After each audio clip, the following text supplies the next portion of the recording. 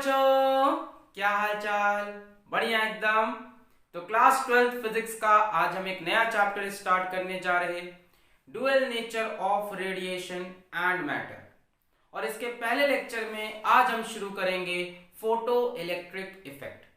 Photo electric effect हमने दो part में कंप्लीट किया है, तो बेटर होगा कि आप इसका नेक्स्ट लेक्चर भी जरूर से देखो, तभी इसके सारे सवाल आपके बनेंगे। तो जल्दी से कॉपी और पेन निकाल लो। जी हाँ, मेरा नाम है अलग पांडे और हमारा और आपका खूबसूरत सा चैनल फिजिक्स वाला। तो चलिए पेश करते हैं आपके सामने dual nature of radiation and matter. Notes banana start करें, हेडिंग लगाएं dual nature of radiation and matter. जैसा कि नाम है ड्यूअल नेचर यानी दोगलापना, जो कि आपका दोस्त करता है, सामने हंसता है, पीछे आपको चाकू भोंकता है। तो dual nature of radiation and matter. Radiation मतलब लाइट, सारी इलेक्ट्रोमैग्नेटिक वेव, तो उनके पास होता है ड्यूअल नेचर। अभी तक आप पढ़ रहे थे कि लाइट होती है वेव, यानी लाइट के पास होता है वेव नेचर। पूरी वेव ऑप्टिक्स में यही तो पढ़ा कि light Young's double slit experiment interference show करती है, डिफ्रैक्शन शो करती है, पोलराइजेशन दिखाती है, और ये सभी फिनोमेना वेव दिखा सकता है। यानी लाइट एक वेव है, ये कंफर्म हो चुका है। Interference, diffraction, polarisation, light wave है, ये कंफर्म है। इस चैप्टर में हमें पता चला कि रेडिएशन या लाइट पार्टिकल नेचर भी दिखाता है। लाइट के पास पार्टिकल नेचर भी है, और इसको प्रूफ करता हुआ जो सबसे फेमस एक्सपेरिमेंट है that is photo electric effect. Photo electric effect तभी एक्सप्लेन किया जा सकता है जब लाइट को पार्टिकल माना जाए। यानी रेडिएशन या लाइट जो आज तक हमारे लिए वेव थी, इस चैप्टर में वो पार्टिकल बन गई, ड्यूअल नेचर। इसी तरह से जरा नाम पूरा पढ़ो, dual nature of radiation and matter. इसी तरह से मैटर, मैटर मतलब ये व्हाइट बोर्ड, ये मार्कर, ये कैमरा, आप, हम, मोबाइल आपका। मैटर के पास कौन सा नेचर होता है? Particle nature. ये तो पढ़ते आ रहे हो आप बचपन से कि मैटर पार्टिकल है। पर इस चैप्टर में इन्होंने क्या बोला कि मैटर के पास भी ड्यूअल नेचर है। लाइट वेव थी, क्या बन गई? पार्टिकल। मैटर पार्टिकल होता है, वो क्या बन गया? वेव। यानी ये व्हाइट बोर्ड, ये मार्कर, ये कैमरा, हम, आप, आपका वो, उनकी वो, सब वेव हैं, सब पार्टिकल हैं। इसका भी प्रूफ दिया गया, सभी बड़े बड़े पार्टिकल के लिए नहीं, छोटे से पार्टिकल इलेक्ट्रॉन के लिए प्रूफ दिया। देखो इलेक्ट्रॉन पार्टिकल होता है, ये तो सबको पता है। इलेक्ट्रॉन मैटर है, पार्टिकल होता है, सबको पता ही है। मास वास होता है इसके पास। देखा गया कि इलेक्ट्रॉन वेव नेचर भी शो करता है।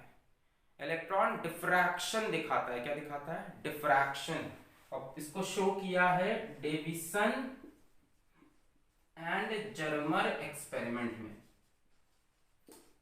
तो ये भी हमें पढ़ना है, डेविसन एंड जर्मर एक्सपेरिमेंट, जिसने शो किया कि इलेक्ट्रॉन डिफ्रैक्शन का फिनोमेना दिखा रहा है। और डिफ्रैक्शन तो वेव्स दिखाती हैं, यानी इलेक्ट्रॉन वेव है और पार्टिकल वेव। तो ये पूरा चैप्टर इसी चीज पे है, डुअल नेचर। किसकी? पहले रेडिएशन की, लाइट का डुअल नेचर। वेव नेचर आप देख चुके हो, तो लाइट का पार्टिकल नेचर देखेंगे। आज का हमारा टॉपिक ही है फोटो इलेक्ट्रिक इफेक्ट। उसके बाद आपको मैटर का डुअल नेचर देखना है। मैटर का पार्टिकल नेचर सबको पता ही होता ही है भाई, इस मार्कर के पास पार्टिकल नेचर है। तो मैटर का वेव नेचर हम देखेंगे, और उसमें वेव नेचर किसका पढ़ेंगे? इलेक्ट्रॉन का, इस एक्सपेरिमेंट से। एक और कॉन्सेप्ट हमें पढ़ना है, इन दोनों नेचर को मिलाती हुई एक थ्योरी है। पार्टिकल नेचर और वेव नेचर को मिलाती हुई एक थ्योरी है, जिसको हम बोलते हैं डी ब्रोए हाइपोथेसिस। तो वो भी हम पढ़ेंगे। ठीक है, तो इंट्रोडक्शन मिल गया कि चैप्टर में क्या क्या पढ़ना है। आज की हेडिंग लगाएं photo electric effect. Photo electric effect छोटा चैप्टर है, दोगले बने की बात करनी है, तो अपने दोगले दोस्त के बारे में सोच लो, जो मुंह पे आपकी तारीफ करता है और पीछे खंजर भोंकता है, वो सांप जिसको आप दूध पिला रहे हो। चलो टॉपिक में आ जाओ, हेडिंग लगाओ photo electric effect. Photo electric effect थोड़ा इंटरेस्टिंग बनाते हैं। अच्छा, फोटो इलेक्ट्रिक इफेक्ट तभी एक्सप्लेन हो सकता है जब आप ये मान लो कि लाइट के पास कौन सा नेचर है, पार्टिकल नेचर। अदरवाइज इसको आप एक्सप्लेन नहीं कर पाओगे, ये फिनोमेना फिर किसी भी फिजिक्स से एक्सप्लेन नहीं हो सकता। अच्छा, थोड़ी सी कहानी में बात की जाए कि अगर लाइट की बात करें तो सबसे पहले बहुत समय पहले 1675 में, या पढ़ चुके हो, सर आइजैक न्यूटन ने कहा था कि लाइट पार्टिकल से बनी है। कहा था, तभी कहा था इन्होंने कि लाइट किससे बनी है, पार्टिकल से बनी है। और उन पार्टिकल्स का नाम उन्होंने क्या दिया था, याद है? याद है? कॉर्पस्क्यूल्स, कॉर्पस्क्यूलर थ्योरी, कॉर्पस्क्यूलर थ्योरी, याद है? कॉर्पस्क्यूलर थ्योरी। उन्होंने कहा था लाइट जिन पार्टिकल से बनी है वो कॉर्पस्क्यूल्स हैं, 1675 में। फिर क्या हुआ था कि उसी टाइम हाइगेंस आ गए थे और हाइगेंस ने कहा था कि लाइट वेव है, और धीमे धीमे हाइगेंस की बात लोग ज्यादा माने, है ना। पहले 100 साल तो ये डोमिनेट किए, इतने बड़े साइंटिस्ट थे, इनके आगे सब दब गए, है ना। ये इतने बड़े साइंटिस्ट थे, इन्होंने जो बोल दिया वही माने। फिर धीमे धीमे हाइगेंस की थ्योरी प्रिवेल की, हाइगेंस ने कहा कि लाइट वेव है। फिर क्या हुआ, करीब 1801 के आसपास, 1801 के आसपास यंग्स डबल स्लिट एक्सपेरिमेंट दिखा, यानी इंटरफेरेंस दिखा, याद है? 2 स्लिट थी, हमने सोचा लाइट सीधी जाएगी पर लाइट पूरे में बिखर गई, इंटरफेरेंस का पैटर्न बन गया। फिर डिफ्रैक्शन का एक्सपेरिमेंट आया, फिर पोलराइजेशन आया। तो इन सब से हमें कंफर्म हो गया कि भैया लाइट क्या है, लाइट वेव है। बहुत बढ़िया।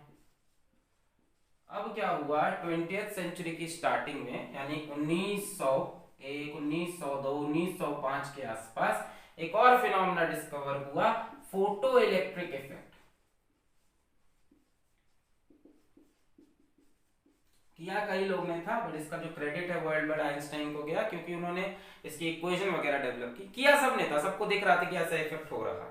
और फोटो इलेक्ट्रिक इफेक्ट तभी एक्सप्लेन हो सकता था जब लाइट को पार्टिकल मान लिया जाए, यानी कहानी जहां से चली वापस वहीं पहुंच गई। पहले सर आइजैक न्यूटन ने कहा लाइट पार्टिकल है, दुनिया ने कहा हाँ आप न्यूटन हो, आप जो बोलते हो सही हो, मान लिया। 100 साल तक मानते रहे। फिर धीमे धीमे प्रिवेल की लाइट की वेव थ्योरी, दुनिया ने कहा हाँ ये गलत थे, इतनी चीजें प्रूव हो गई, लाइट वेव है। फिर ये प्रिवेल हो रही थी कि तब तक ये डिस्कवर हुआ। अब फिर दुनिया ने कहा हाँ ये भी एक्सप्लेन किया है सर एल्बर्ट आइंस्टाइन ने, 1925 में इनको नोबेल पुरस्कार मिल गया। तो उन्होंने कहा कि लाइट पार्टिकल है।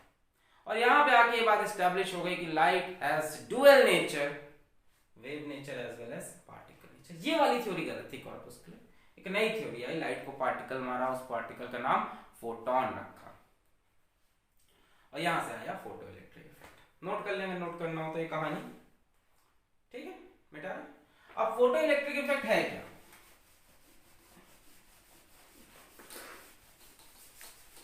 What is photo electric effect? मान लो एग्जाम में आपको आ गया 1 नंबर का 2 नंबर का लिखने का, what is photo electric effect. तो जरा सुन लो। मान लो यहाँ हमारे पास एक मेटल सरफेस है, ये हमारे पास कोई मेटल सरफेस है। अच्छा, मेटल के सरफेस पे क्या होते हैं, कुछ फ्री इलेक्ट्रॉन पड़े होते हैं, खाली इलेक्ट्रॉन है, निकलने को बेकरार, बाहर निकलने को बेकरार, क्या है, फ्री इलेक्ट्रॉन है, ठीक है। वैसा नहीं है कि तुम फूंक मार दो निकल जाएंगे, एनर्जी चाहिए होगी। तो हमने देखा कि अगर इन फ्री इलेक्ट्रॉन्स के ऊपर हम रेडिएशंस डालें, हम रेडिएशंस डालें मतलब लाइट डालें, मतलब वेव डालें, इलेक्ट्रोमैग्नेटिक वेव, हम रेडिएशंस डालें कैसी, ऑफ हाई फ्रीक्वेंसी और लो वेवलेंथ, एक ही बात है दोनों। अरे यार, किसी वेव की फ्रीक्वेंसी बढ़ाओगे, किसी वेव की फ्रीक्वेंसी बढ़ाओगे तो उसकी वेवलेंथ कम नहीं हो जाएगी। तो अगर हम रेडिएशन डालें ऑफ हाई फ्रीक्वेंसी या लो वेवलेंथ, घुमा फिरा के बढ़िया एनर्जी वाली, भाई जो वेव की एनर्जी होती है, रेडिएशंस की जो एनर्जी होती है, it is equals to E is equals to hc by lambda या hf होती है। तो फ्रीक्वेंसी जितनी ज्यादा होगी उतनी ज्यादा एनर्जी, वेवलेंथ जितनी कम होगी उतनी ज्यादा एनर्जी, ठीक है। तो इसलिए बोला हाई फ्रीक्वेंसी या लो वेवलेंथ, ठीक है। सफिशिएंटली हाई फ्रीक्वेंसी या सफिशिएंटली लो वेवलेंथ, यही लैंग्वेज किताब में इस्तेमाल करते हैं, सफिशिएंटली हाई फ्रीक्वेंसी या सफिशिएंटली लो वेवलेंथ। ऐसी रेडिएशंस अगर आप डालो किसी मेटल सरफेस के ऊपर, तो हो सकता है इस मेटल सरफेस से बाहर की तरफ पुचुक पुचुक करके इलेक्ट्रॉन्स निकल आए, पुचुक पुचुक करके इलेक्ट्रॉन्स निकल आए। और इस पूरे फिनोमेना को बोला गया photo electric effect. What is photo electric effect? When radiations of high frequency, low wavelength यानी high energy is incident on a metal surface, not metal surface, the free electrons are ejected out of the metal, बाहर निकल जाते हैं electrons, निकल सकते हैं। इस phenomena को बोलते हैं फोटो इलेक्ट्रिक इफेक्ट। मतलब कंडीशन है ना कि क्या इतनी हाई फ्रीक्वेंसी, कितनी लो वेवलेंथ, तो इलेक्ट्रॉन निकल सकते हैं। और इस फिनोमेना को बोला photo electric effect, which can not be explained by wave nature of light, which can only be explained by particle nature of light. लिख लेंगे definition. When radiations of high frequency और low wavelength is incident on a metal surface, then the free electrons are ejected out. Electrons ejected out of metal surface. This phenomenon is called photoelectric effect. अब ये मान रहे हैं कि यहां से wave नहीं आ रही, पार्टिकल। ये मान रहे हैं यहां से फोटॉन्स आ रहे हैं, है ना। लाइट के जो पार्टिकल है उनका नाम फोटॉन्स रखा है, इतना तो पता होगा। अभी आगे बात करेंगे पूरी डिटेल में। तो ये कह रहे हैं यहां से पार्टिकल्स आ रहे हैं साहब, यहां से पार्टिकल्स आ रहे हैं। कौन से पार्टिकल्स? फोटॉन्स आ रहे हैं। तो एक पार्टिकल आया फोटॉन, डुक डुक मारा, इलेक्ट्रॉन उछल कर बाहर। बड़ा कॉमन सा, उधर एक गेंद रखी, इधर से गेंद से मारा तो एक गेंद उधर चली गई, है ना। होता है ना वहां प्लास्टिक बॉल, हाथ में प्लास्टिक बॉल ऐसे मारो तो वो बॉल उधर चल गई। वही है, बढ़िया एनर्जी से मारोगे तभी जाएगी, हल्के से मारोगे नहीं जाएगी बाहर। तेजी से मारा उछल के जाएगी। So this is what is happening. जरा इसके बारे में बात करते हैं, फोटॉन्स के बारे में, फिर इस फिनोमेना के बारे में बात करेंगे, इलेक्ट्रॉन्स के निकलने के बारे में, फिर दोनों को कंबाइन करते हैं। ठीक है, मजा आएगा, तोड़ देते हैं। पहले थोड़ा फोटोन के बारे में बात करते हैं, क्या होता है, कैसा दिखता है, कैसा इसकी महक है, कैसी इसकी सुंदरता है, इसके ऊपर चर्चा करते हैं। फिर बात करते हैं इलेक्ट्रॉन कैसे मेटल से बाहर निकलता है, और उसके बाद दोनों को कंबाइन करते हैं। चलो, बहुत मजा आएगा इसका, दोनों पार्ट बढ़िया से देखना है कि फोटो इलेक्ट्रिक इफेक्ट 100% क्लियर हो जाएगा। इसका कोई सवाल आपसे नहीं छूटेगा, बहुत ही हलवा टॉपिक है, कंसेप्चुअल है थोड़ा सा। हाँ, तो हम कह रहे हैं हम डिस्कशन करने जा रहे हैं फोटॉन्स के ऊपर। सो लाइट, पहला point, light consist of particles called photons. अब पता है फोटॉन को एग्जैक्टली पार्टिकल कहना भी गलत है। फोटॉन के पास जो फोटोन है ना यार, वो मतलब नॉर्मल पार्टिकल जैसा नहीं, मार्कर जैसा नहीं है, बोर्ड जैसा नहीं है, हम आप जैसा पार्टिकल नहीं है। तो एग्जैक्टली पार्टिकल कहना थोड़ा गलत हो जाएगा। जैसे इसके बारे में मैक्स प्लैंक ने भी बात की थी, वो ब्लैक बॉडी रेडिएशन की स्टडी कर रहे थे, और ब्लैक बॉडी की रेडिएशन स्टडी करते वक्त भी उन्होंने देखा कि ये फिनोमेना भी तभी एक्सप्लेन हो पाएगा जब रेडिएशंस को पार्टिकल माने। वो भी एक एग्जाम्पल, जैसे एग्जाम में एग्जाम्पल पूछता है कि लाइट के पार्टिकल नेचर का एग्जांपल दो, तो आप बोल सकते हो ब्लैक बॉडी रेडिएशन। तो मैक्स प्लैंक ने जो नाम दिया था वो कहा था कि वेव पैकेट्स हैं। ठीक है, सब अपना अपना नाम दे रहे हैं, वेव पैकेट। समझ रहे हो कि लाइट वेव नहीं है, वेव के छोटे छोटे पैकेट जा रहे हैं, है ना। जैसे पहले आप सोच रहे हो कि दूध ऐसे बहता हुआ आ रहा है, दूध की ऐसे धारा आ रही है, अभी नहीं, अभी दूध के पाउच आने लगे, पैकेट्स आ रहे हैं। तो पैकेट्स हो गए पार्टिकल जैसे। जैसे आइंस्टाइन ने इसके लिए यूज किया था एनर्जी पैकेट्स। फोटॉन को पार्टिकल बोलने से अच्छा आप एनर्जी पैकेट्स बोलो, है ना। जैसे क्वांटा बोलो,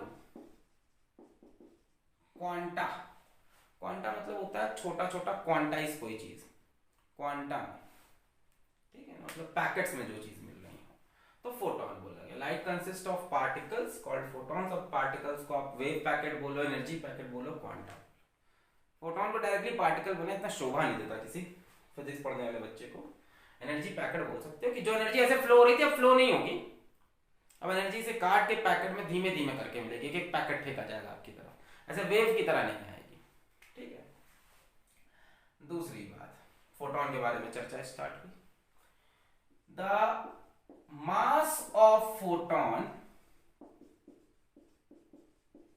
is not defined in sense of Newtonian mechanics. अब न्यूटोनियन मैकेनिक्स मतलब क्लासिकल मैकेनिक्स, मतलब क्लासिकल मैकेनिक्स में मास हम भाई बता सकते हैं ना, स्प्रिंग बैलेंस से मेजर कर सकते हैं, उस तरह से इसका मास डिफाइन नहीं हो पाया कि कितने ग्राम है कितने केजी है। वो एक रेगुलर जो मास की डेफिनेशन है वो इस पे अप्लाई नहीं हो पाई। इसके मास निकालने का जो तरीका है वो हमें समझ ही में नहीं आया, इसलिए हमारे सिलेबस में भी नहीं आया। ये सब क्वांटम फिजिक्स है, सब बहुत बढ़िया फिजिक्स है ना। तो आप एकदम जाओगे जब आप फिजिक्स से बीएससी करने एमएससी करने तब आपको मिलेगा, अप्लाइड फिजिक्स से इंजीनियरिंग करने तब मिलेगा। तो इसका मास एक्चुअली में डिफाइंड ही नहीं हुआ, बस एक चीज डिफाइंड हो गई, the rest mass of photon is zero. बस यही एक चीज डिफाइंड है। कोई आपसे पूछे what is the mass of photon, कहते यार ये चीज तो अभी डिफाइन ही नहीं हुई है। रेस्ट मास डिफाइन है कि अगर फोटोन को किसी तरह से आप रेस्ट पे ले आओ तो उसका मास जीरो है, अदरवाइज उसका मास कुछ डिफाइंड ही नहीं है, जो नॉर्मल मास की डेफिनेशन है।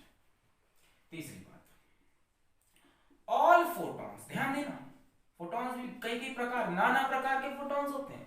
All photons travel with 299,792,458 metre per second in air या वैक्यूम। जितने भी ये फोटॉन है ये इस स्पीड से, लाइट की स्पीड है, करीब करीब कितनी होती है सबको पता है, 3 × 10⁸ मीटर पर सेकेंड। माफ करना एक्यूरेसी में मैं इधर उधर निकल गया, एक्यूरेट वैल्यू लिख दी। तो all photons travel with this speed in air और वैक्यूम। सारे फोटॉन, चाहे वो येलो लाइट का फोटॉन हो, चाहे वायलेट लाइट का हो, चाहे वो गामा रेस का फोटॉन हो, चाहे वो एक्स रेस का हो, यूवी, जो भी अगर कोई फोटॉन है, छोटा बड़ा मोटा पतला काला गोरा, जैसा ही फोटॉन है इसी स्पीड से चलेगा। ठीक है, चौथी बात करते हैं फोटॉन के बारे में, बड़ी इंटरेस्टिंग बातें हो रही हैं। Photons are neutral particle. Particle लिखूंगा नहीं मैं सामने, photons are neutral in nature ऐसे लिख देते हैं। क्या सर फोटॉन को पार्टिकल नहीं बोल सकते? बोल सकते हो, अच्छा नहीं लगता, बस कह सकते हो, अच्छा नहीं लगता। Photons are neutral in nature. तो ये फोटॉन्स के बारे में कुछ इंपॉर्टेंट बात, अभी और बात करते हैं कि फोटॉन्स है क्या। लाइट कंसिस्ट ऑफ पार्टिकल, जिसको कार्पस्क्यूल्स नहीं बोलेंगे न्यूटन सर की तरह, नया नाम देंगे फोटॉन्स। अब फोटॉन्स है क्या, वेव पैकेट्स हैं, एनर्जी पैकेट्स हैं, लाइट पैकेट्स में आ रही है, छोटे छोटे पैकेट्स में पार्टिकल की तरह। मास ऑफ फोटॉन किसी को पता नहीं, कुछ डिफाइन नहीं है। रेस्ट मास पता है, जीरो होता है। सारे फोटॉन एक ही स्पीड से चलते हैं, चाहे किसी भी वेव के हों, किसी भी कलर ऑफ लाइट के हों, किसी भी रेडिएशन के हों, सबकी स्पीड सेम है। Photons are neutral in nature, इनके ऊपर कोई चार्ज पॉजिटिव नेगेटिव नहीं होता। आगे बढ़ते हैं, 4 पॉइंट हुए फोटॉन्स के बारे में, और बात करते हैं।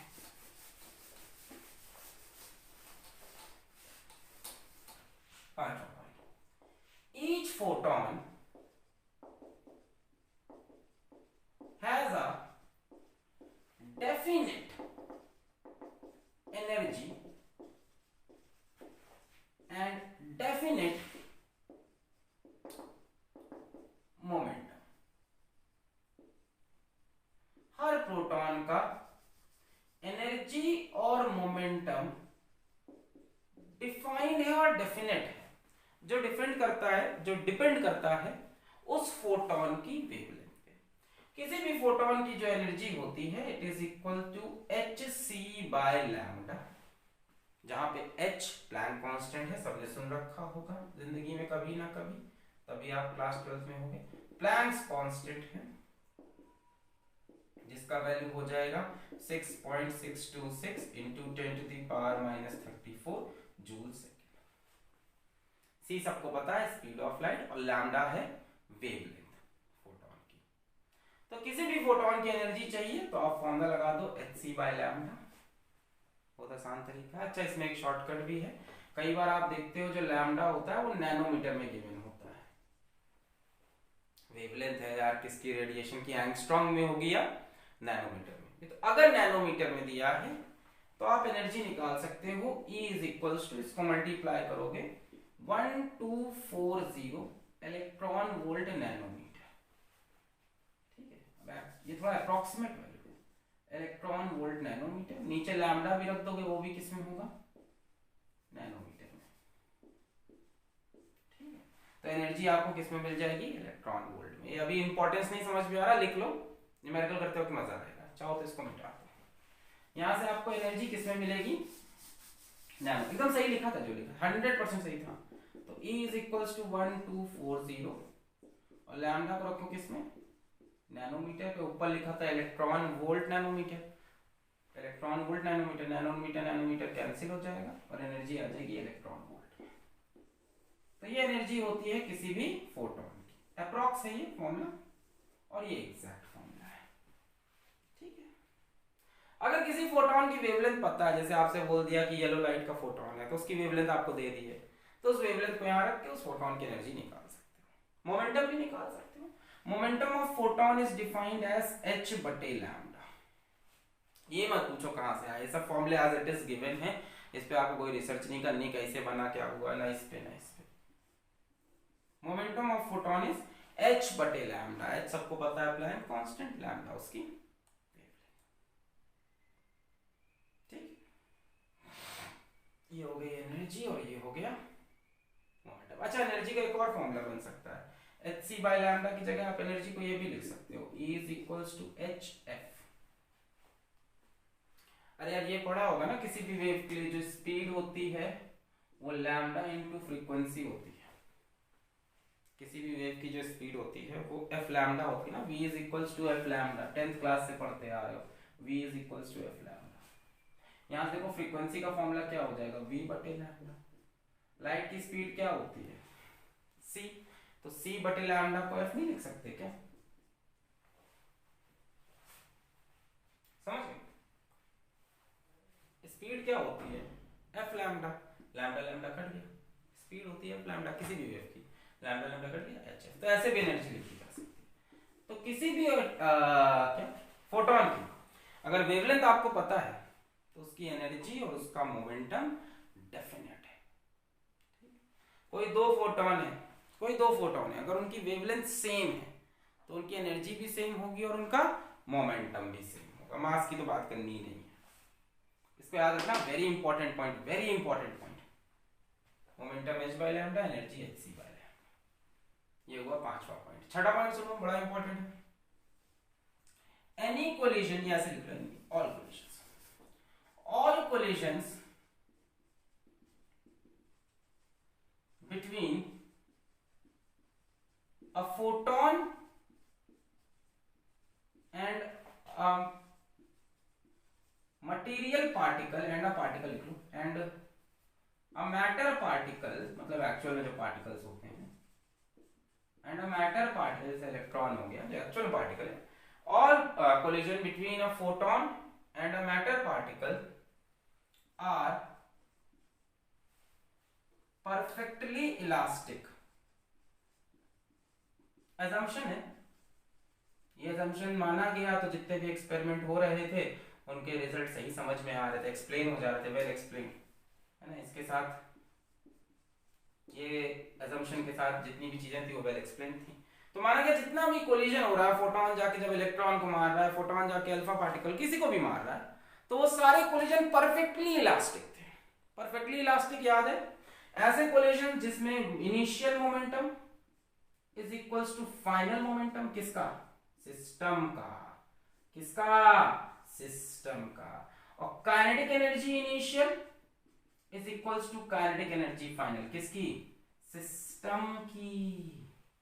याद है, कोलिजन इलास्टिक इनइलास्टिक, किसी एक पार्टिकल का मोमेंटम नहीं, पूरे सिस्टम का। तो जितने भी कोलिजन फोटोन करने वाला है सब परफेक्टली इलास्टिक मानेंगे, जितना भी इनिशियल मोमेंटम है उतना फाइनल होगा, जितना इनिशियल काइनेटिक एनर्जी है उतनी फाइनल। अच्छा एक चीज और है, Shri S C Verma sir अपनी किताब में बताते हैं कि इन कोलिजन्स में हो सकता हो नए फोटॉन्स बने, ये भी पॉसिबिलिटी है, but this will hold, this will hold. नए फोटॉन बनेंगे, उनकी जो एनर्जी बनेगी वो पुराने फोटॉन से कम हो, ज्यादा हो, तो उसको पार्टिकल में एनर्जी शायद चली जाएगी कहीं ना कहीं, है ना, तो पार्टिकल में बैलेंस हो जाएगी। समझ रहे हो कि नए फोटोन बना, उसकी एनर्जी कम, तो जो पार्टिकल से कोलाइड किया उसकी एनर्जी बढ़ गई, ऐसे जैसे जैसे करके काम चल जाता है। क्लियर है। सातवां पॉइंट बड़ा इंपॉर्टेंट है, बड़ा इंपॉर्टेंट है, बड़ा इंपॉर्टेंट है भाई, इतना नोट करें भाई, बेटा है बहुत बढ़िया। फोटोन से जुड़ा इससे ज्यादा कोई भी, इससे हट के कोई भी इंफॉर्मेशन आपके सिलेबस में नहीं होगा जितना हम आपको देंगे। नेक्स्ट इंफॉर्मेशन जरा फोटोन की लो। फोटोन के बारे में जरा एक और चीज देखो। 6 पॉइंट हुए थे ना, 5 हुए थे, 4 5 6 7, बड़ा important point, very very.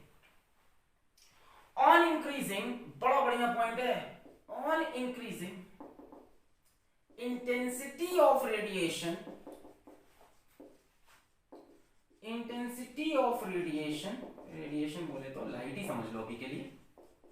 Intensity of radiation,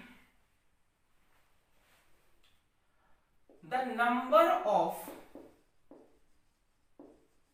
photons increases, but the energy of each photon does not change। बड़ी बढ़िया लाइन है ये। जैसे किसी ने कहा कि हमने इंटेंसिटी ऑफ लाइट बढ़ा दी तो क्या फोटोन की एनर्जी बढ़ेगी? ना ना ना भाई, बता रहे क्यों? एग्जाम्पल देंगे, ऐसा मस्त एग्जाम्पल देंगे तो चमक जाएगा। देखो, मान लो यहाँ एक बल्ब रखा है, मॉडल मजा आने वाला है। यहाँ एक बल्ब रखा है, मान लो ये येलो बल्ब है, yellow yellow dirty fellow, yellow house वालों को हम ऐसे ही चिढ़ाते थे स्कूल में। मान लो येलो बल्ब है, और मान लो यहाँ पे भी एक येलो बल्ब है, ये भी एक येलो बल्ब है, दोनों एकदम प्योर येलो बल्ब है, प्योर येलो। इनमें से जो लाइट निकल रही है प्योर येलो है, यानी जो वेवलेंथ है वो सेम, यानी दोनों के लिए जो वेवलेंथ है, दोनों का जो लैम्डा है वो इन दोनों का क्या होगा? सेम होगा। अरे होगा कि नहीं भाई? इन दोनों के लिए लैम्डा क्या हो गया? सेम हो जाएगा कि नहीं? दोनों से प्योर येलो कलर निकल रहा है, एकदम एक ही जैसा, एकदम एक ही जैसा येलो कलर, आइडेंटिकल। मतलब दोनों में से निकलने वाली वेवलेंथ सेम है। भाई कलर तो वेवलेंथ पे डिपेंड करता है, इतना तो पता होगा। बहुत बढ़िया। मान लो ये बल्ब जो है, ये बल्ब है मान लो 60 वाट का, 50 वाट का, मान लो ये है 50 वाट का, और ये बल्ब है मान लो 100 वाट का। ये क्या चीज होती है? ये होती है इंटेंसिटी। तो इंटेंसिटी तो डेफिनेटली इसकी ज्यादा है और इसकी लेस है।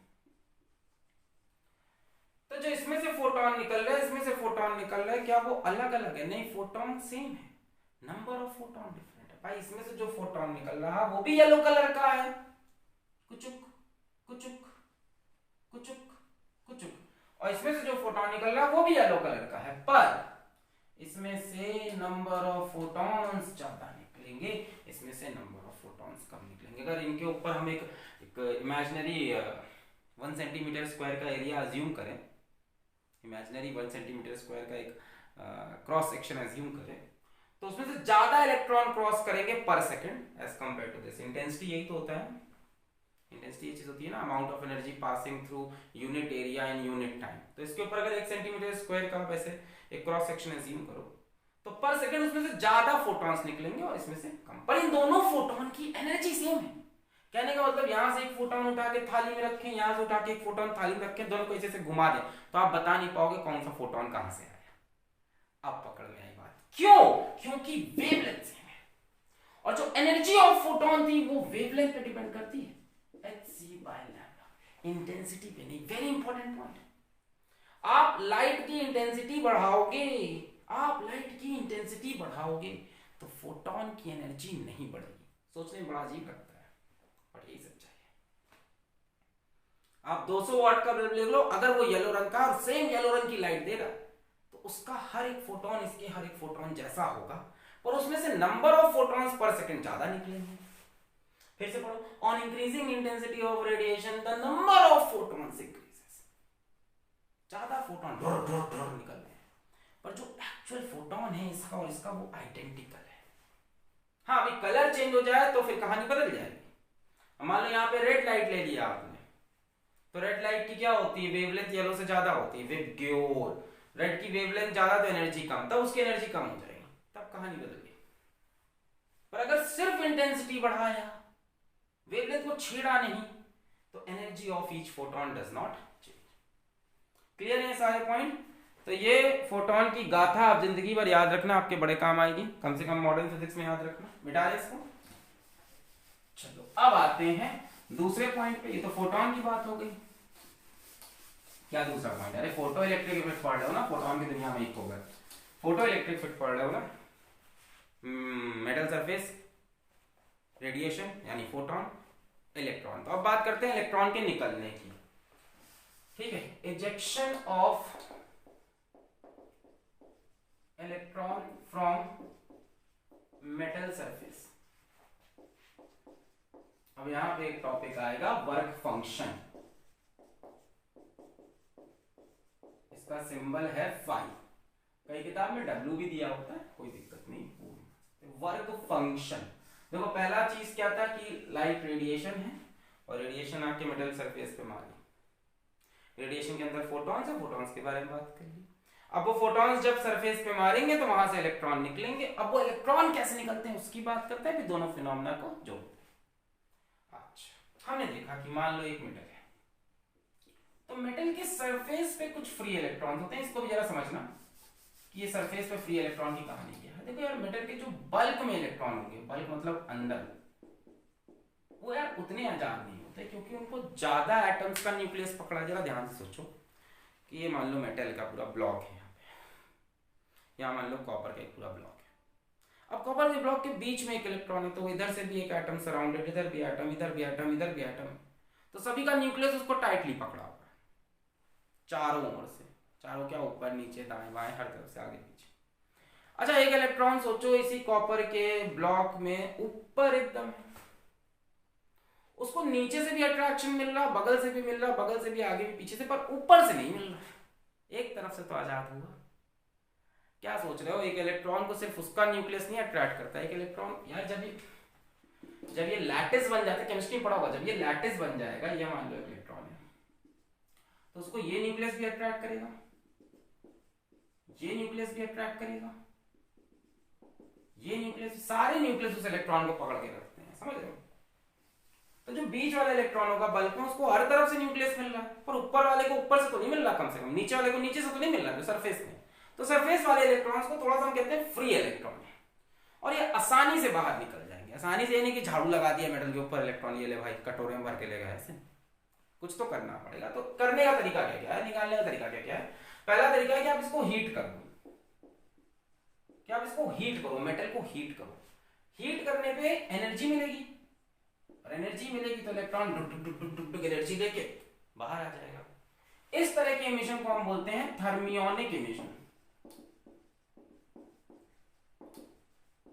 और जो इलेक्ट्रॉन निकलते हैं इनको बोलते हैं थर्मियॉन्स। तो ये तो हमें नहीं पढ़ना आज। एनर्जी देनी पड़ेगी भैया, किसी न किसी तरह से एनर्जी दोगे तभी तो इलेक्ट्रॉन आजाद होगा। The amount of energy required to remove an electron, ionisation energy.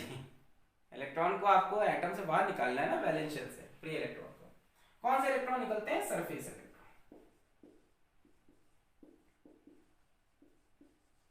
ठीक है, दूसरा तरीका क्या है? दूसरा तरीका आपने इसी बार पढ़ा है क्लास 12th में, कि मान लो कोई आपके पास डाइलेक्ट्रिक है, कोई मटेरियल है, और आप इलेक्ट्रिक फील्ड लगा दो बहुत स्ट्रॉन्ग, यहाँ लगा दो माइनस माइनस माइनस माइनस, यहाँ लगा दो प्लस प्लस प्लस प्लस, ऐसे लगा दो, ये बन जाएगी इलेक्ट्रिक फील्ड। ये इलेक्ट्रिक फील्ड बहुत स्ट्रॉन्ग बना तो ये इलेक्ट्रॉन इस तरफ अट्रैक्ट होंगे, इस तरफ से रिपेल होंगे, मेटल का डाइलेक्ट्रिक ब्रेकडाउन हो जाएगा। बहुत स्ट्रॉन्ग फील्ड लगानी पड़ेगी, बहुत स्ट्रॉन्ग फील्ड लगा दो, मेटल का डाइलेक्ट्रिक ब्रेकडाउन हो गया, ये इलेक्ट्रॉन निकल निकल कर बाहर। इसको हम बोलते हैं field emission. This is also not in our syllabus this time. The syllabus is this one, the third one. तीसरा तरीका क्या है कि एनर्जी तो देनी है किसी तरह से, चाहे इलेक्ट्रिक फील्ड से एनर्जी दो, चाहे हीट करके दो, है ना। तीसरा तरीका है लाइट के थ्रू एनर्जी देने का। अगर आप यहाँ पे रेडिएशंस डालो,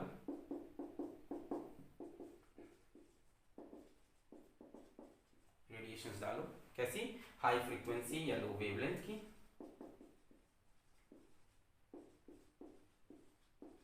तो हमने देखा उन रेडिएशन में जो एनर्जी है, जो लाइट एनर्जी है, उसकी वजह से इलेक्ट्रॉन बाहर आ जाते हैं, और इस इफेक्ट को हम कहते हैं फोटो इलेक्ट्रिक इफेक्ट या फोटो इलेक्ट्रिक इमिशन बोल दो, और यहाँ पे जो इलेक्ट्रॉन बाहर आते हैं इनको बोला जाता है फोटो इलेक्ट्रॉन्स।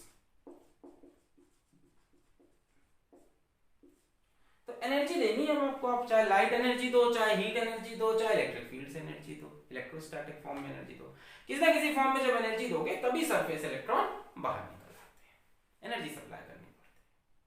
तो देयर मस्ट बी एक मतलब लेवल तो होगा कि कम से कम इतनी एनर्जी दो तभी इलेक्ट्रॉन बाहर आएगा। इलेक्ट्रॉन के भी कुछ नखरे होंगे ना, ऐसा थोड़ी ना तुमने थोड़ी सी एनर्जी दी है ना, तो इलेक्ट्रॉन भी इज लाइक अमिताभ बच्चन, आज भी मैं फेंके हुए पैसे नहीं उठाता, वो भी कहेगा कि कुछ ढंग से एनर्जी दो यार, 500 का नोट दो तभी बाहर आएंगे।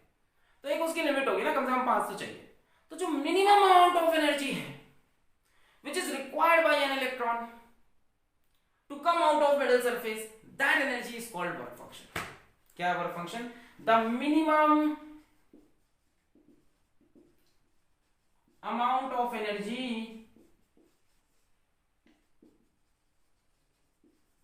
required by an electron या required by a metal, लिख लो,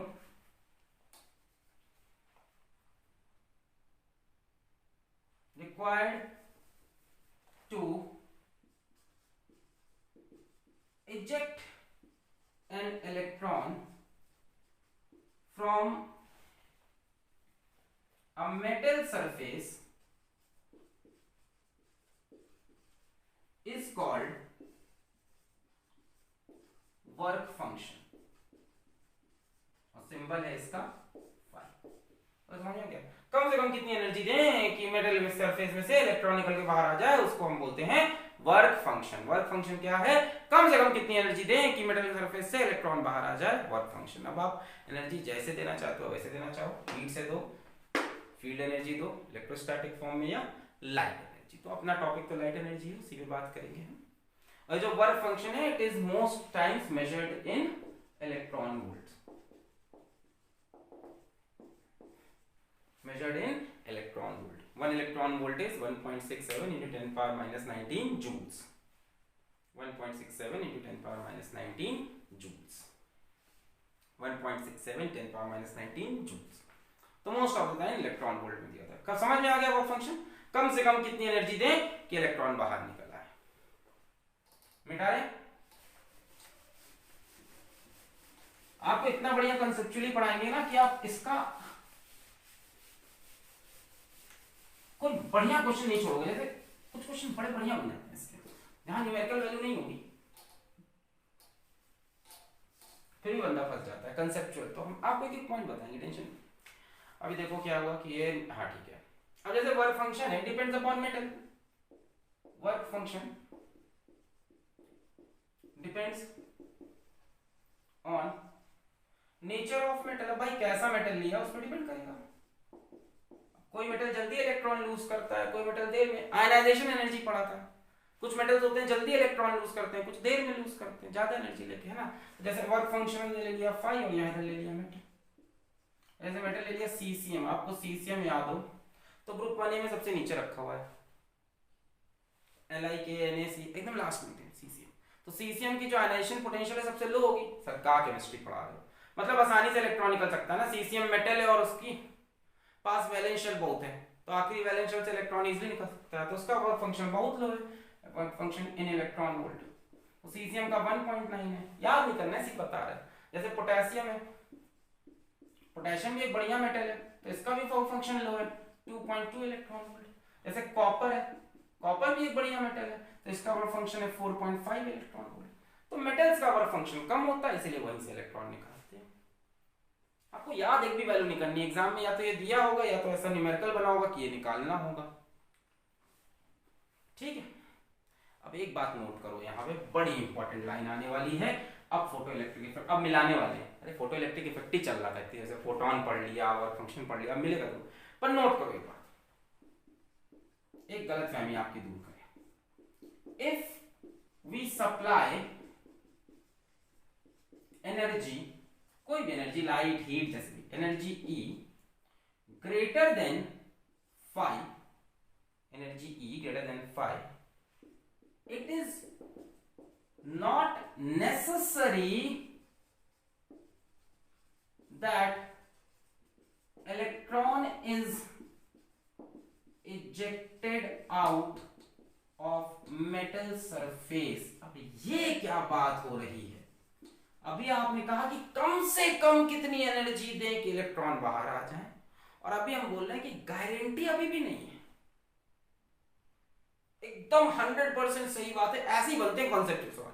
गारंटी अभी भी नहीं है। Electron may come out, electron will come out में डिफरेंस है। E ग्रेटर देन 5 में इलेक्ट्रॉन मे कम आउट, सुन लो ध्यान से, E ग्रेटर देन 5 लिखा हुआ है, इलेक्ट्रॉन मे कम आउट वाला ऑप्शन सही होगा। ऑब्जेक्टिव मिले इलेक्ट्रॉन मे कम आउट। ये क्या है जरा समझा, आराम से, टेंशन नहीं, सब समझ में आएगा।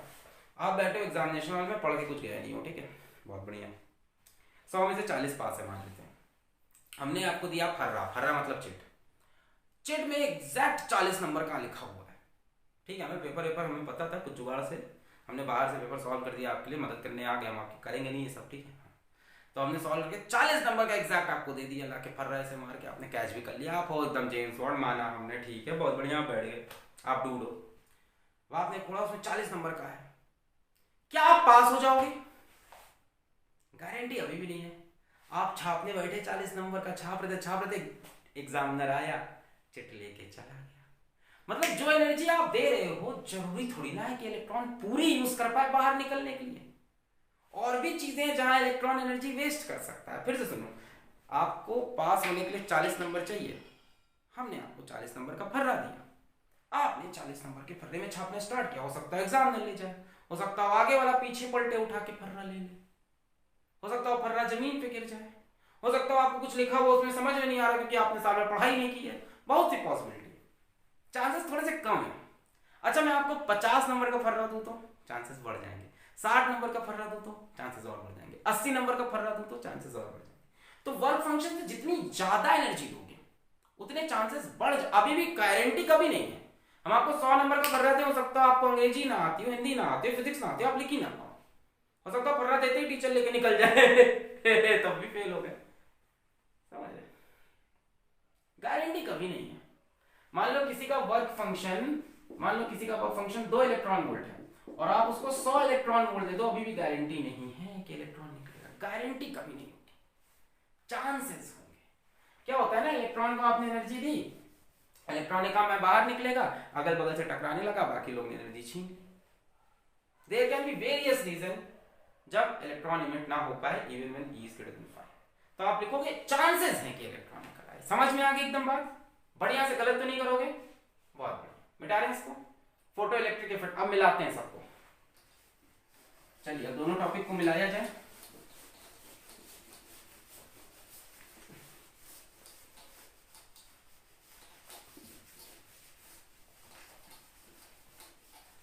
कंबाइन करते हैं, फोटो इलेक्ट्रिक इफेक्ट पे आते हैं। पढ़ लिया आपने? हाँ भाई, तो ये एक मेटल सरफेस है, मजा आ रहा है, समझ में आ रहा है? बहुत बढ़िया। ये एक मेटल सरफेस है, इसके पास फ्री इलेक्ट्रॉन्स हैं, इसका वर्क फंक्शन 5 है, इस पे कोई रेडिएशन गिर रही है of high frequency low wavelength. बहुत बढ़िया। ये जो रेडिएशंस आ रही हैं इनकी जो एनर्जी है वो कैपिटल E है, और इसमें से शायद इलेक्ट्रॉन निकल रहा हो, शायद इलेक्ट्रॉन निकल रहा हो। गिवन है E is greater than 5, ये गिवन है। फिर भी हम कह रहे हैं ना गारंटी तो है, नहीं हो सकता ये 10 इलेक्ट्रॉन वोल्ट दें, वर्क फंक्शन मान लो 2 इलेक्ट्रॉन वोल्ट है, तो इसने 2 लिया, निकलना चाहा, बाकी लड़ने झगड़ने में खत्म कर दिया। अच्छा, अब सुनो, अब आगे फोटो इलेक्ट्रिक फील्ड की थ्योरी। मान लो गिवन एनर्जी है 8 इलेक्ट्रॉन वोल्ट, वर्क फंक्शन है 2 इलेक्ट्रॉन वोल्ट। जरा देखो, बड़ा मजा आने वाला है। E5, मान लो गिवन एनर्जी है 8 इलेक्ट्रॉन, सब इलेक्ट्रॉन वोल्ट में, ठीक है, E इलेक्ट्रॉन वोल्ट में, सब इलेक्ट्रॉन वोल्ट में, ठीक है। चलो लिखते नहीं हम, E5। हाँ, मान लो आपने 8 इलेक्ट्रॉन वोल्ट दिया, ठीक है, और मान लो वर्क फंक्शन है 2 इलेक्ट्रॉन वोल्ट, और मान लो इलेक्ट्रॉन बड़ा बढ़िया इलेक्ट्रॉन था, एनर्जी लेते ही खट्टे से बाहर आ गया। हाँ, अब आप बढ़िया चीटर थे, पूरी चिट छापी 40 नंबर का, अब आप बाहर आ गए एग्जामिनेशन हॉल के, और मैंने आपको 40 नंबर का लिख के नहीं दिया, देखो ना 40 चाहिए था आपको पास होने के लिए, वर्क फंक्शन 2 था, 40 दो चाहिए आपको पास होने के लिए, और मैंने फर्रे में 8 नंबर का लिख के दिया, तो आपके पास 6 नंबर एक्स्ट्रा होंगे। इस केस में क्या होगा कि इलेक्ट्रॉन 2 इलेक्ट्रॉन वोल्ट लेके बाहर आ गया, और जितनी एनर्जी बची, वेस्ट कुछ नहीं किया, ठीक है, वेस्ट कुछ नहीं किया, वेस्ट है 0, जितनी एनर्जी बची वो इलेक्ट्रॉन की काइनेटिक एनर्जी बन गई, कितनी, 6 इलेक्ट्रॉन, यानी ये जो इलेक्ट्रॉन बाहर निकला इसके पास काइनेटिक एनर्जी थी। ये सबसे आइडियल केस माना हमने कि 8 में से 2 लिया और खट्टे से मारा, कहीं कोलिजन कुछ नहीं किया। अच्छा रियलिटी में क्या होगा, 8 इलेक्ट्रॉन वोल्ट दिया, 2 इलेक्ट्रॉन वोल्ट इसने वर्क फंक्शन में खराब किया, उसके बाद कोलिजन वगैरह में दाएं बाएं निकलते हुए मान लो उसने 3 इलेक्ट्रॉन वोल्ट खर्चा कर दिया, बचा कितना, 2 3 5 वेस्ट कर दिया, बचा कितना 3, तो कितनी काइनेटिक एनर्जी से बाहर निकला, 3 इलेक्ट्रॉन वोल्ट। जो इलेक्ट्रॉन बाहर निकल रहा है उसके पास काइनेटिक एनर्जी भी तो है। अब आप यहां से 8 इलेक्ट्रॉन वोल्ट दे रहे हो, निकलने के लिए 2 ही चाहिए था, उसने 2 लिया, जंप करके बाहर आ गया 6 इलेक्ट्रॉन वोल्ट की एनर्जी से, उसने 2 लिया, फिर कोलिजन में 2 3 खराब किया, फिर 3 लेके बाहर आ गया। मान लो 8 इलेक्ट्रॉन वोल्ट दे रहा है, यहाँ 2 इलेक्ट्रॉन वोल्ट खर्चा हो रहा है, और यहाँ मान लो वेस्ट कर देता है किसी तरह से, मान लो 6 इलेक्ट्रॉन वोल्ट कोलिजन में, इधर उधर खींचा तानी में, न्यूक्लियस से लड़ गया, ये वो तमाम चीजें उसके पास करने, 2 6 8 8 पूरा खत्म, बाहर निकलने वाले इलेक्ट्रॉन की काइनेटिक एनर्जी 0। मान लो 8 इलेक्ट्रॉन वोल्ट दिया, वर्क फंक्शन तो कांस्टेंट है, वो तो मेटल पे डिपेंड करता है, टेम्परेचर पे डिपेंड करता है, टेम्परेचर यहाँ पे से 2 इलेक्ट्रॉन वोल्ट, और मान लो उसने वेस्ट कर दी 7 इलेक्ट्रॉन वोल्ट, जो कि है ही नहीं, कैसे वेस्ट करेगा, यानी 6 वेस्ट करेगा, उसके बाद और वेस्ट करना चाहेगा, अब बाहर नहीं निकल पाएगा, यानी ऐसा इलेक्ट्रॉन अब बाहर नहीं निकलेगा। तो यही मैं बता रहा हूँ, गारंटी नहीं थी, E>5 है, इलेक्ट्रॉन बाहर नहीं निकला, उसको वेस्ट और एनर्जी करनी है तब बाहर आ पाएगा, भी और बंधन है जो छुड़ाने हैं। वह फंक्शन सिर्फ बताता है कि उस पर्टिकुलर न्यूक्लियस में से कैसे बाहर निकले, उसके बाद पूरी दुनिया से लड़ना है कोलिजन में, वेस्ट इज व्हाट, कोलिजन। समझ रहे हो, हमने आपको 80 नंबर लिख के दे दिया, आपको 20 नंबर चाहिए था, तो आपको 60 नंबर एक्स्ट्रा भी तो मिले, आपने कुछ वेस्ट नहीं किया, कुछ गलती नहीं की, और जैसे ही वेस्ट करोगे काइनेटिक एनर्जी कम होती जाएगी। तो इलेक्ट्रॉन जो बाहर निकलता है उसके पास कुछ काइनेटिक एनर्जी होती है, और मैक्सिमम काइनेटिक एनर्जी कितनी हो सकती है, जब कुछ भी वेस्ट ना हो, यानी maximum kinetic energy is this minus this, यही है Einstein's photo electric equation. Kinetic energy maximum of emitted electron is equals to E-5। क्या ये काइनेटिक एनर्जी हर इलेक्ट्रॉन की होगी, नहीं, ये मैक्सिमम काइनेटिक एनर्जी के लिए इक्वेशन बताई है कि मैक्सिमम काइनेटिक एनर्जी कब, when there is no wastage of energy, when there is no collision, when there is no collision। अगर कोलिजन करेगा तो काइनेटिक एनर्जी मैक्सिमम नहीं होगी, कुछ होगी, यानी निकलने वाले इलेक्ट्रॉन की काइनेटिक एनर्जी 0 से लेके 6 इलेक्ट्रॉन वोल्ट के बीच में कुछ भी हो सकती है, 0 से लेके मैक्सिमम के बीच में कुछ भी हो सकती है। याद रखना, आइंस्टीन ने निकलने वाले इलेक्ट्रॉन की काइनेटिक एनर्जी नहीं बताई है, उन्होंने बताया निकलने वाले इलेक्ट्रॉन की मैक्सिमम काइनेटिक एनर्जी ये हो सकती है, इससे कम भी हो सकती है पर मैक्सिमम ये, इससे ज्यादा नहीं हो सकती। लिखो आइंस्टीन्स फोटो इलेक्ट्रिक इक्वेशन, इसके लिए आइंस्टीन सर को मिला नोबेल पुरस्कार। एक 3rd ग्रेड के क्लर्क थे, ऑर्डिनरी कैरियर से अचानक से ये इक्वेशन दी, हीरो बन गया, नोबेल प्राइज। जबकि रिलेटिविटी की इक्वेशन भी उन्होंने दी, बट उसके लिए नोबेल प्राइज नहीं मिला। अच्छा रिलेटिविटी से याद आया, माफ करना इधर निकल गया, कि जो फोटोन है इसकी एक बड़ी बढ़िया कैरेक्टरिस्टिक है, रिलेटिविटी से याद आ गया कि जो फोटोन है ना, ये किसी भी फ्रेम से देखो, किसी भी फ्रेम से इसकी स्पीड हमेशा 3 × 10⁸ रहेगी। थोड़ा इसको रोको, बता दें, बड़ा इंपॉर्टेंट चीज है, बड़ा बढ़िया चीज आया। आइंस्टीन ने 2 बड़ी थ्योरी दी, एक फोटो इलेक्ट्रिक इफेक्ट जो पढ़ रहे हो, एक थ्योरी ऑफ रिलेटिविटी। तो फोटोन लाइट के ऊपर थ्योरी ऑफ रिलेटिविटी का बड़ा बढ़िया कहानी है। जैसे मान लो एक लाइट है और लाइट किसी ऑब्जेक्ट के ऊपर रखी है जो स्पीड में चल रहा है, तो लाइट की स्पीड बढ़ती नहीं है। जैसे रिलेटिव स्पीड आपने पढ़ा है ना, जैसे एक बंदर दौड़ रहा है जमीन पे, फिर वही बंदर दौड़ने लगा ट्रेन पे, तो बंदर की नेट स्पीड बढ़ जाएगी अगर ट्रेन के साथ दौड़ रहा है, और ट्रेन के अपोजिट दौड़ रहा है तो v - u, साथ दौड़ रहा है v + u। लाइट केस में ये नहीं है, लाइट किसी भी फ्रेम ऑफ रेफरेंस में उसकी स्पीड हमेशा 3 × 10⁸, यानी फोटोन की स्पीड कांस्टेंट है for any frame of reference. लिख लेना इसको फोटॉन्स की प्रॉपर्टी में। ठीक, वापस आते हैं। तो मैक्सिमम काइनेटिक एनर्जी बता पाए, एग्जैक्ट काइनेटिक एनर्जी किसी भी इलेक्ट्रॉन की बताना पॉसिबल नहीं है कि ये वाला इलेक्ट्रॉन कितनी एनर्जी लेके निकला, हमें कब पता, कब पता कितना अंदर वेस्ट कर दिया हो हमने, उसको 8 इलेक्ट्रॉन वोल्ट दिया, 2 तो उसने वेस्ट किया ही है, और कितना वेस्ट किया हमें नहीं पता। हाँ, अगर कुछ वेस्ट नहीं किया तो 2 देकर 6 लेके निकला होगा मैक्सिमम, 8 माइनस 2 मैक्सिमम, इसी की गारंटी है। Energy of radiation is given sometimes as hf, where f is frequency of radiation, and sometimes as hc बटे lambda. So this Einstein's photoelectric equation can be written as, kinetic energy के लिए क्या लिख दूं, k max is equals to hc LHF, hf minus 5 या k max is equals to hc बटे lambda minus 5। क्या concept clear है? School में आपको कई बच्चे मिलेंगे जो बोलेंगे kinetic energy is equals to hf minus 5, गलत है, वो सब गलत है, वो सब बातें गलत है। अच्छा, कई किताब में ऐसा लिखा, कई टीचर भी ऐसा लिख देंगे, वो भी गलत है। देखो, किसी टीचर की बुराई नहीं कर रहे, गलत है चीज मत पढ़ लो, उनको बताओ कि सर ऐसा क्यों गलत है, ये भी बताओ।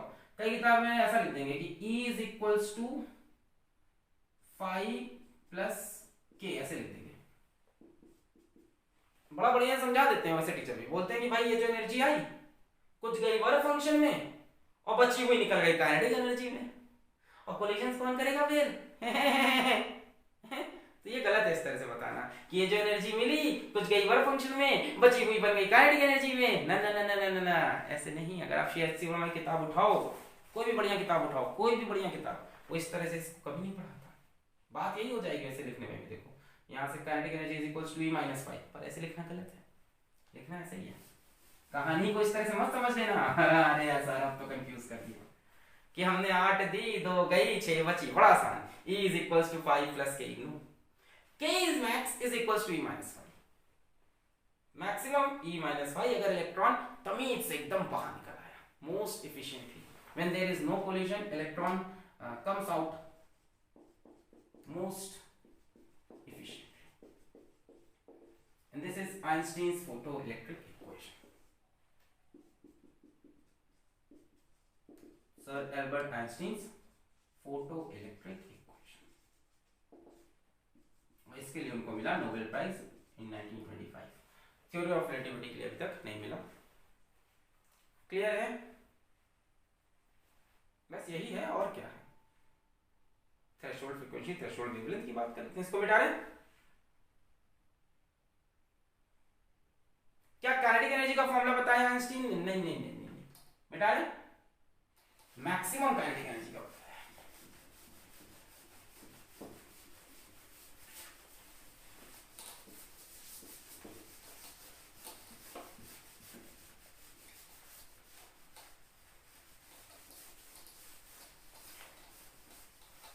चलो, threshold frequency,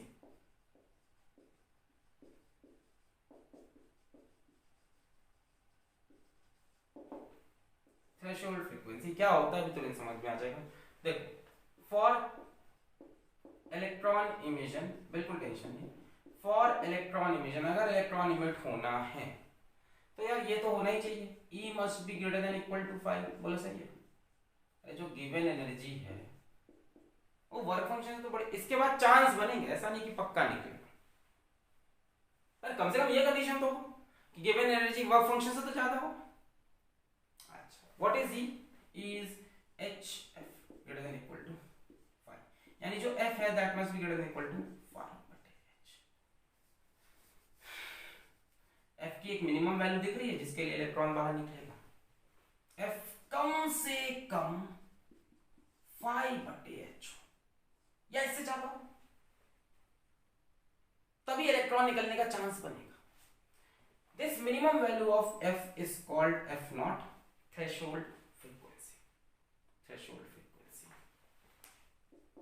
minimum frequency of incident radiation which may cause photoelectric effect, energy इससे ज्यादा होगी इंसिडेंट एनर्जी, तभी फोटो इलेक्ट्रिक इफेक्ट होगा। जो एनर्जी बचेगी वो काइनेटिक एनर्जी में भी जा सकती है, कोलिजन्स में भी जा सकती है। HF must be greater than equal to 5, F must be greater than 5 by H, F की minimum value 5 by H which is F not threshold frequency. अच्छा यहां से देखो आप वर्क फंक्शन का एक और फॉर्मूला बन गया, phi equal to HF naught, phi equal to HF naught. Photo electric effect तभी होगा जब given frequency is greater than equal to समझे कि नहीं, कि जो भी गिवन फ्रीक्वेंसी है वो थ्रेशोल्ड से ज्यादा हो, कम से कम इतनी फ्रीक्वेंसी यार ज्यादा होगी तभी तो एनर्जी ज्यादा होगी, जब एनर्जी ज्यादा होगी तभी इलेक्ट्रॉन निकल पाएगा। तो एक मिनिमम एनर्जी का है ना, फिक्स है कि कम से कम इतनी फ्रीक्वेंसी की लाइट तो डालो तभी तो इलेक्ट्रॉन निकलने का चांस हो। यहां से आप वह फंक्शन को ऐसे भी लिख सकते हैं। जरा देखो क्या हम आइंस्टीन्स फोटो इलेक्ट्रिक इक्वेशन कैसे लिख सकते हैं, k max E minus phi max के लिए, what is E? E is HF, what is phi? Phi is HF naught।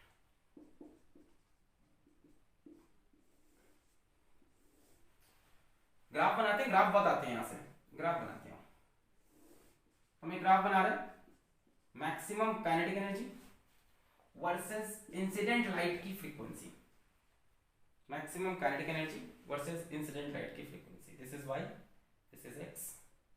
ध्यान से देखो स्ट्रेट लाइन की इक्वेशन दिख रही है, स्ट्रेट लाइन की equation y is equals to mx plus c, अरे इसे कंपेयर कर लो, y is equals to mx minus c, इसी तरह से लिखा हुआ है। y एक्सिस पे आपने ये लिया है, x एक्सिस पे आपने फ्रीक्वेंसी, स्लोप हो गई इसकी h के बराबर, पॉजिटिव स्लोप दिख रही है, प्लैंक कांस्टेंट पॉजिटिव, और y इंटरसेप्ट कैसा है, नेगेटिव है, माइनस c है। तो y इंटरसेप्ट नेगेटिव है, स्लोप पॉजिटिव है, कुछ ऐसा ग्राफ बनेगा मेरे ख्याल से। स्ट्रेट लाइन क्यों बनाया है, क्योंकि पावर 1 है, f की पावर 1 है।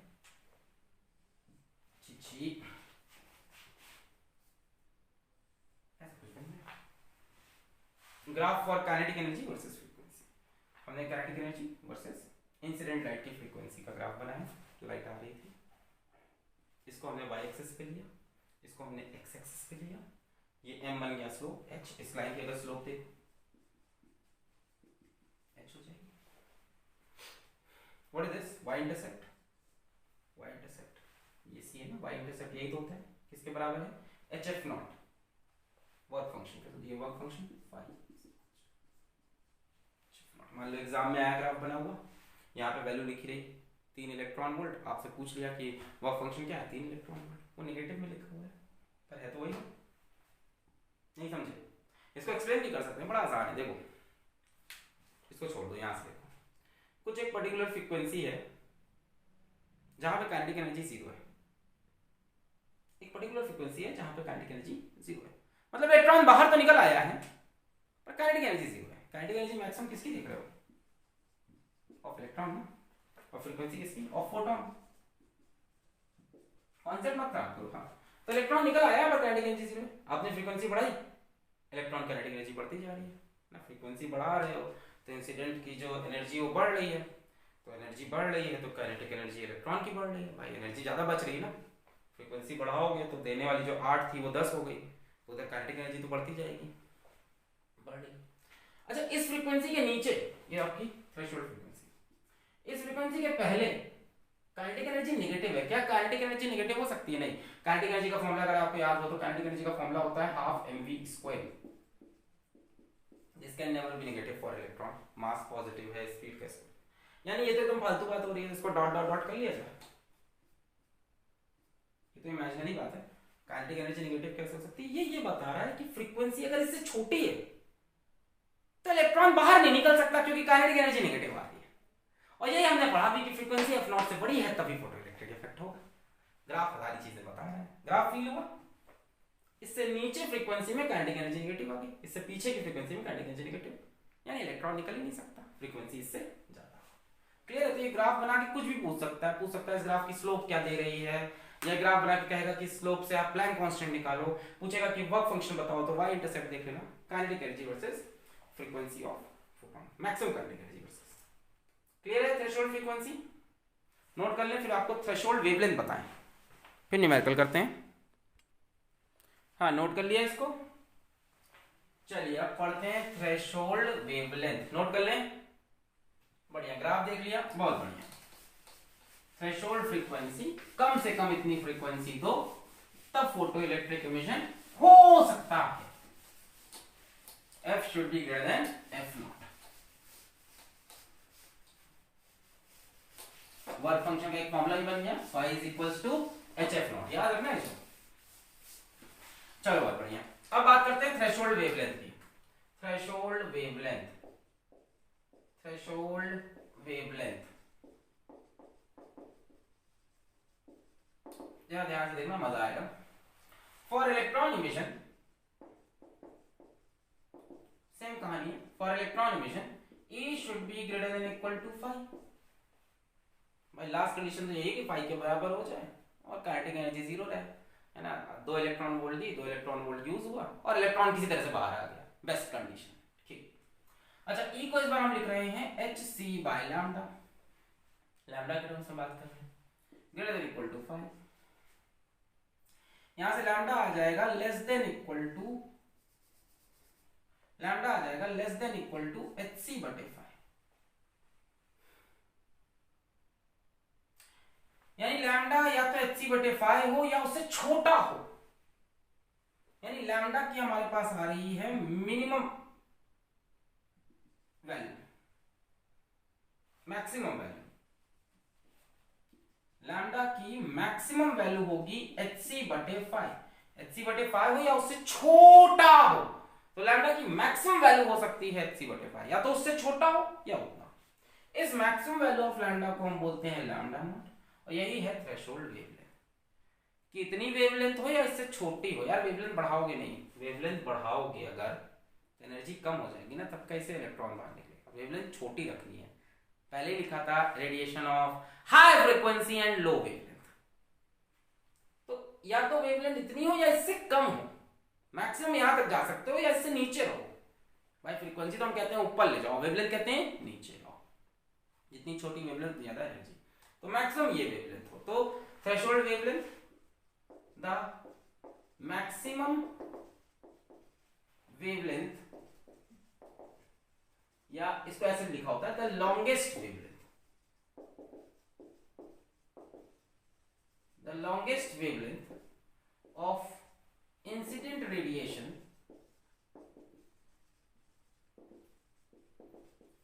which can cause photoelectric effect। यानी फोटोइलेक्ट्रिक इफेक्ट तभी होगा जब lambda is less than equal to lambda not. Frequency में क्या था, f is greater than equal to f not, lambda में less than equal to lambda not. इस value से छोटा हो, इस वैल्यू से छोटा लैम्डा हो, ये लास्ट है। ये तो वो ऑप्शन है जहां पे काइनेटिक एनर्जी जीरो होगी। यहां से आपको फाई का एक और फॉर्मूला मिल रहा है, ध्यान से देखिए, phi is equals to hc बटे लैम्डा नॉट। एक फॉर्मूला मिल जाता है hf नॉट, एक मिल गया फाई का। नहीं समझ रहे, फ्रीक्वेंसी f नॉट से ज्यादा हो और लैम्डा लैम्डा नॉट से कम हो। भाई वेवलेंथ छोटी करोगे तभी तो एनर्जी ज्यादा मिलेगी। लैम्डा नॉट समझ लो कौन सी कंडीशन है, ये कौन सी कंडीशन, ये वो कंडीशन है जब 2 इलेक्ट्रॉन वोल्ट दिया, 2 इलेक्ट्रॉन वोल्ट ने लिया और खड़क से बाहर आ गया, kinetic energy zero, kinetic energy के लिए कुछ नहीं बचा, तो उससे तो कम ही चाहोगे ना उस कंडीशन से, लैम्डा नॉट से छोटा। इससे भी ग्राफ बनाएंगे, आओ देखते हैं। फिर से Einstein's photoelectric equation, kinetic energy max is equals to E minus phi. Kinetic energy max E की जगह लिखेंगे hc बाय लैम्डा, फाई की जगह hc बाय लैम्डा नॉट। अब हम ग्राफ बनाएंगे kinetic energy max versus 1 by lambda का, kinetic energy max versus 1 by lambda का। बनाने की जगह है अपने पास, चलो ट्राई करते हैं। Kinetic energy max of electron 1 by lambda of photon का ग्राफ, 1 बाय लैम्डा का। ध्यान देखो ये भी स्ट्रेट लाइन की इक्वेशन है, y is equals to mx plus c की कहानी है, सेम कहानी है। देखो ये y हो गया is equals to mx minus c, x है इसमें 1 बाय लैम्डा, x है इस बार 1 बाय लैम्डा। स्लोप हो गई hc पॉजिटिव और ये y इंटरसेप्ट नेगेटिव। सेम तरह का ग्राफ है ना। स्लोप इस बार हो जाएगी आपकी hc की 1 बाय लैम्डा अपनी हो गई x, y is equals to mx plus c। y axis पे kinetic energy, maximum kinetic energy of ejected electron, x axis पे 1 बाय लैम्डा और स्लोप हो गई hc। ठीक है, और ये y इंटरसेप्ट कितना होगा, ये रहा y इंटरसेप्ट फाई के बराबर, where phi is not equal to hc by lambda. ये वैल्यू क्या पता है, लैम्डा नॉट नहीं है, 1 by lambda naught, 1 by lambda naught. अगर 1 बाय लैम्डा नॉट से बड़ा है तो फोटो इलेक्ट्रिक इफेक्ट होगा, और 1 बाय लैम्डा नॉट से छोटा है तो नहीं होगा। अरे 1 बाय लैम्डा बड़ा होने का मतलब लैम्डा छोटा होना। देखो ये रीजन जो है ये 1 by lambda greater than 1 by lambda not है, यानी घुमा फिरा के जब देखोगे तो आप देखोगे lambda less than lambda naught की रीजन ये है, यानी डॉटेड कर दो, काइनेटिक एनर्जी नेगेटिव हो नहीं सकती, सेम कहानी।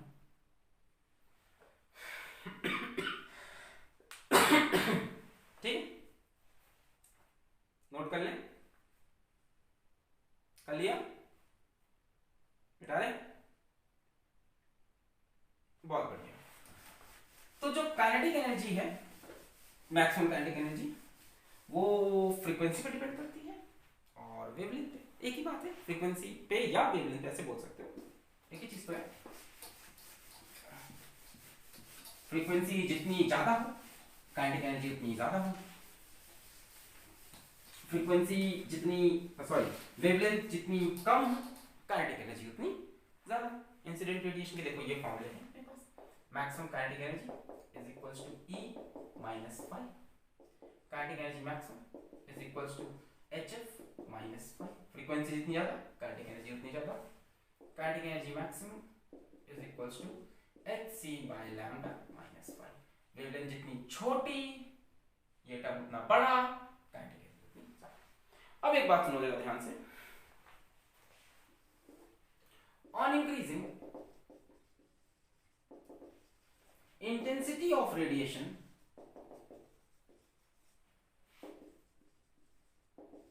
या लाइट बोल लो, the number of photons increases, number of photon बढ़ जाएंगे, इंटेंसिटी ऑफ लाइट बढ़ाने पे ज्यादा फोटॉन्स आएंगे, but energy of each photon is still same। एक पर्टिकुलर फोटोन की एनर्जी नहीं बढ़ी, यानी E नहीं बढ़ा। हाय हाय हाय हाय हाय, इंसिडेंट रेडिएशन की इंटेंसिटी बढ़ाने से नंबर ऑफ फोटोन टुक टुक टुक टुक टुक बढ़ गए, बट वो जो एक फोटोन था उसकी एनर्जी नहीं बढ़ी, यानी इलेक्ट्रॉन को जाके मारने वाला फोटोन अभी भी वही है, उसकी एनर्जी अभी भी वही है, बट इस बार ज्यादा फोटोन आएंगे, ज्यादा इलेक्ट्रॉन निकलेंगे, पर इलेक्ट्रॉन की काइनेटिक एनर्जी सेम रहेगी। यार काइनेटिक एनर्जी जो मैक्सिमम काइनेटिक एनर्जी इलेक्ट्रॉन किस पर डिपेंड कर रही है, E और फाई पे। फाई किस पर डिपेंड करता है, मेटल सरफेस पे, टेम्परेचर वगैरह पे, वो सब तो सेम ही है। और E आप देख रहे हो इंटेंसिटी बढ़ाने से चेंज नहीं होता, ये हमने पहले बताया था कि इंटेंसिटी ऑफ रेडिएशन बढ़ाओगे तो नंबर ऑफ फोटोन बढ़ेंगे, पर उस पर्टिकुलर फोटोन की जो एनर्जी है E वो नहीं बदली, क्योंकि वेवलेंथ नहीं बदली, क्योंकि फ्रीक्वेंसी नहीं बदली, इनमें कोई बदलाव नहीं आया, ये कांस्टेंट। इंटेंसिटी बढ़ाने से फोटॉन्स ज्यादा होते हैं, किसी फोटोन की वेवलेंथ नहीं चेंज होती, किसी फोटोन की फ्रीक्वेंसी नहीं चेंज होती, दिमाग में डालो ये बात, very important, it's very important. Intensity of light बढ़ाने से नंबर ऑफ फोटोन ज्यादा, टक टक टक टक टक, स्टेन गन से गोली चल रही है, गोली वही है, पहले वो पिस्टल से डी चल रही थी, आपने इंटेंसिटी बढ़ाई, मशीन ऐसे चल रही, बट वो पर्टिकुलर बुलेट वही है। डेफिनेटली आप कह रहे हो कि ज्यादा गोलियां लगेगी इंसान मर जाएगा, वो बात सही है, बट एक गोली का इफेक्ट अभी भी वही है जो पहले एक गोली का था, यानी एक फोटोन से अभी भी एक इलेक्ट्रॉन निकल रहा है, अगर पहले एक से एक निकल रहा था, ऐसा कई किताब कहती हैं कि एक से एक निकलता है, इसी बात को बोल रहा हूं, तो अगर पहले एक फोटोन से एक निकल रहा था, अभी भी एक से एक निकलेगा। Kinetic energy, maximum kinetic energy of electron पे कोई असर नहीं पड़ेगा, वो तो डिपेंड करती है -5 में। पहले भी एक इलेक्ट्रॉन बैठा था, अरे वो फोटोन आया मारा हमको, हम चले गए। अभी भी एक ही तो वो फोटोन आया मारा, हम तो उसी से चले जाएंगे, हमें दूसरे की इंतजार थोड़ी ना करना है। समझ रहे? तो इलेक्ट्रॉन की जिंदगी सोचो, वो उसी काइनेटिक एनर्जी से अभी भी बाहर निकलेगा जैसे पहले निकल रहा था। एक फोटोन आया हमारा, धाड़ निकल गया। अभी कई आ रहे पर निकलेगा तो किसी एक से ना, आ कहीं रहे, निकलेगा किसी धाड़ से, निकल गया उसी एक से। This is particle nature, wave nature नहीं है। समझे? एक पार्टिकल आया हमारा, दूसरा पार्टिकल निकल गया, कुछ नहीं है, घुमा फिरा के कह रहे हैं remain same and hence maximum kinetic energy of photo electrons, photo electron हमें जो बाहर निकलते हैं, remains unaffected with change in intensity of radiation। यानी जो मैक्सिमम काइनेटिक एनर्जी है इमिटेड इलेक्ट्रॉन की,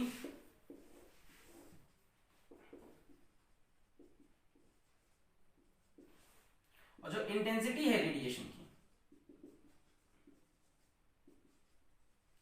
अगर इंटेंसिटी ऑफ रेडिएशन हम बढ़ाएं तो maximum kinetic energy remains constant.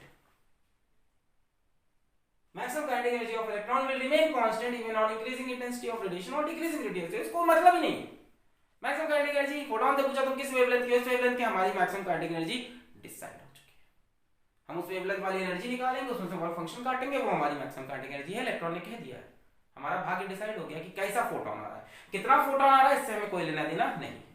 Intensity बढ़ाने से फोटोन ज्यादा आएंगे, पर हमें तो किसी एक फोटोन से ही शादी करनी है, तो हमारा भाग्य तो डिसाइडेड है, हमारी काइनेटिक एनर्जी डिसाइडेड है। क्लियर बात? बातें बहुत हो गई, बातें समझ में आई है? काइनेटिक एनर्जी मैक्सिमम के मैक्सिमम किस पे डिपेंड करता है? Depends on frequency of radiation और लैम्डा ऑफ रेडिएशन। दोनों एक ही चीज होती है, फिर घुमा फिरा के भाई एक बदलो दूसरा बदलेगा, इंटेंसिटी से कोई लेना देना नहीं। क्लियर है? अब इसके न्यूमेरिकल करते हैं थोड़े से। मिटा रहे बहुत बढ़िया। न्यूमेरिकल कर लो, फिर ये बताते हैं कि ये फिनोमेना वेव नेचर से क्यों नहीं एक्सप्लेन हो सकता। पहले न्यूमेरिकल कर लो, तो और प्रैक्टिस करते हैं। लेट अस डू 1 और 2 न्यूमेरिकल्स जो इसके जेई में आए हुए हैं, बस वही न्यूमेरिकल कर लेंगे, 2-3 तो तैयार हो जाएगा अभी। अच्छा, इसका नेक्स्ट लेक्चर मत छोड़ना, वहां पे हम आपको पढ़ाएंगे photo current and stopping voltage या स्टॉपिंग पोटेंशियल, जो बोल लो, वहां पे भी ग्राफ आएंगे बढ़िया बढ़िया। Photo current and stopping voltage या स्टॉपिंग पोटेंशियल, और उसके ग्राफ, और उसके ऊपर आईटी क्वेश्चन कराएंगे। अभी आज सवाल देखो, पहले बहुत ही हल्का सवाल लेते हैं 1998 जेई का। आप में से कई लोग तब पैदा नहीं हुए थे, आप लोग 2000 वाले हो maximum. The work function of a substance is 4.0 electron volt। हमें वर्क फंक्शन बताया है of a substance is 4.0 electron volt। The longest wavelength of light, the longest wavelength of light that can cause photoelectron emission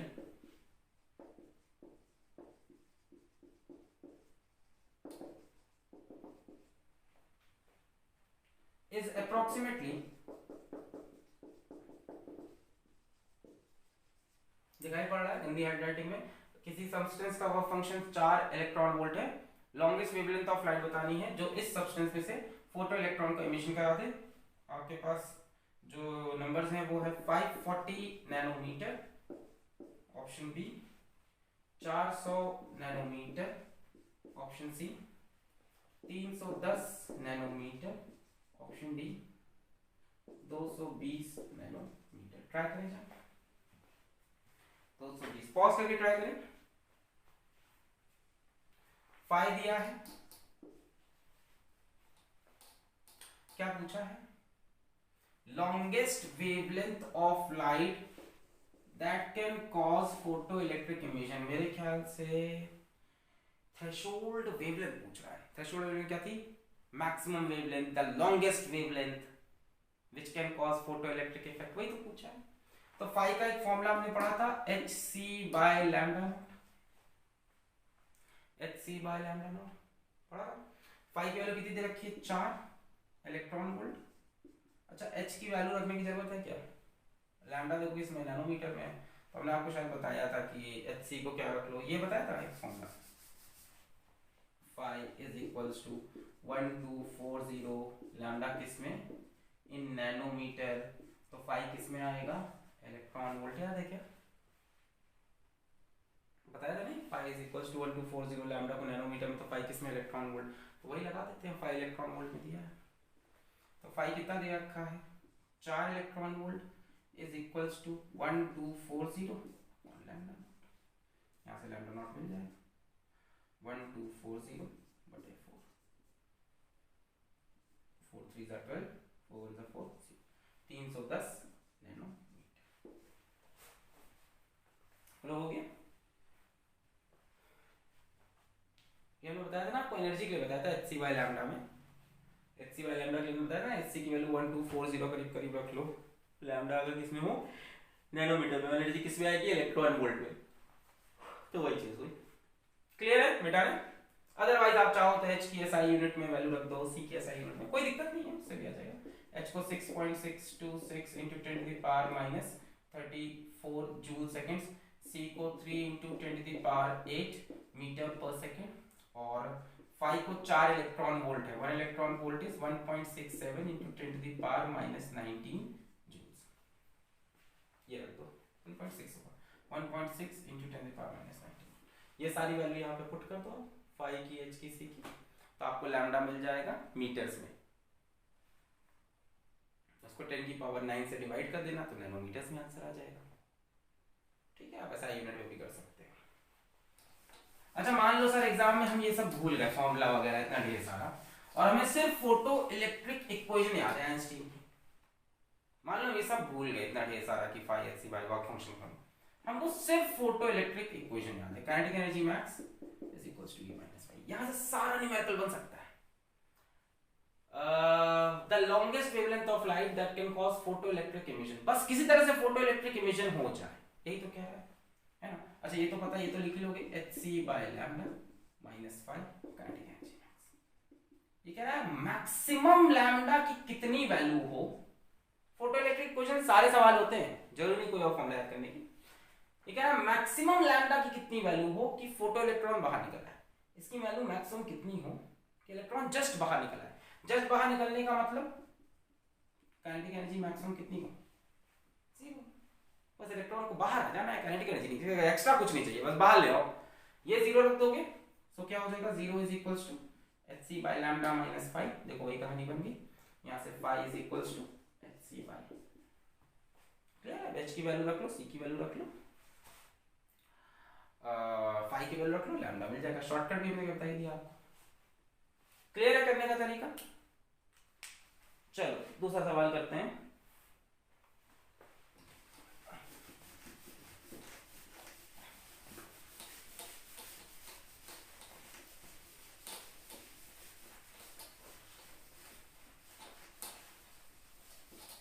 अगला सवाल जो हमें मिला है वो मिला है जेई 2014 एडवांस का सवाल है।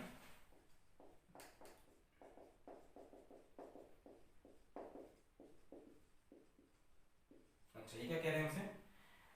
A metal surface is illuminated by light of two different wavelengths, 248 nanometer and 310 nanometer. The maximum speeds of the photoelectron corresponding to these wavelengths are u1 and u2 respectively. If u1 and u2 is 2:1 and hc is equals to 1 to the, देखो diagram बना के बता दे क्या बोल रहे हैं। एक metal surface है, सेम मेटल सरफेस है, वर्क फंक्शन फाई फाई मान लो। अच्छा, is illuminated by light of two different wavelengths, यहाँ पे एक लाइट आई, वेवलेंथ है 400 248 नैनोमीटर, और यहाँ पे दूसरी वेवलेंथ ऑफ लाइट आई उसी मेटल सरफेस में, और वेवलेंथ है इस बार 410 310 नैनोमीटर। इस बार इलेक्ट्रॉन निकला, उसकी स्पीड है u1, और इस बार जो इलेक्ट्रॉन निकला उसकी स्पीड है u2। फिर हमें बोला U1:U2:1 और हमसे बोला Hc की वैल्यू लेनी है 1240 इलेक्ट्रॉन वोल्ट नैनोमीटर, जो कि मैं आपको बता चुका हूं। हमसे पूछा है वर्क फंक्शन बताइए।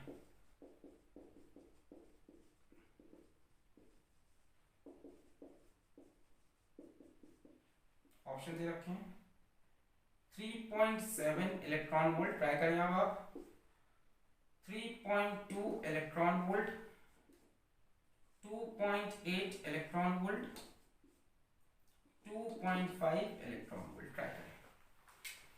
सेम मेटल है, एक बार उस पे 248 नैनोमीटर वाली वेवलेंथ वाली लाइट डाली, दूसरी बार 310 नैनोमीटर वेवलेंथ वाली लाइट या फोटोन डाला। पहली बार जो इलेक्ट्रॉन निकला उसकी स्पीड u1 है, दूसरी बार जो इलेक्ट्रॉन निकला उसकी स्पीड u2 है। स्पीड इलेक्ट्रॉन की काइनेटिक एनर्जी नहीं, स्पीड। हमसे बोला है कि U1:U2:1 Hc ये है वर्क फंक्शन। ट्राई करें पॉज करके 2 मिनट 3 मिनट ट्राई करें। हो गया? हम बताएं, चलिए पहला वाला केस लेते हैं। Kinetic energy is equals to E minus five, दोनों में ये इक्वेशन लगनी है, इक्वेशन दोनों में सेम लगनी है। Kinetic energy is equals to E minus five. Kinetic energy क्या हो जाएगी इस वाले के लिए, हाफ mu1² को फॉर्मूला तो ये लगाओगे ना, kinetic energy is equals to E minus five. Kinetic energy इस वाले के लिए क्या हो जाएगी, half mu1², m mass of electron, u1 उसकी speed, is equals to energy क्या हो जाएगी hc बाय लैम्डा, लैम्डा कितना है 248 माइनस वर्क फंक्शन 5। ये हो गई इक्वेशन नंबर 1। दूसरा लेकर इक्वेशन लगाते हैं, काइनेटिक एनर्जी हो जाएगी हाफ mu2 का square is equals to hc by lambda, lambda कितना है 310 माइनस 5। इक्वेशन बोलो सही। काइनेटिक एनर्जी इलेक्ट्रॉन की हाफ mv स्क्वायर, इसमें पूरा यूज करना पड़ रहा है, स्पीड तक आना पड़ रहा है, और क्या हुआ half mu1², half mu2², hc by lambda is equal to minus 5, hc by lambda minus 5। इसमें से इसको डिवाइड कर दो, क्वेश्चन खत्म, सवाल खत्म। इसमें से इसको डिवाइड कर दो, सेकंड डिवाइड बाय 1, क्वेश्चन खत्म।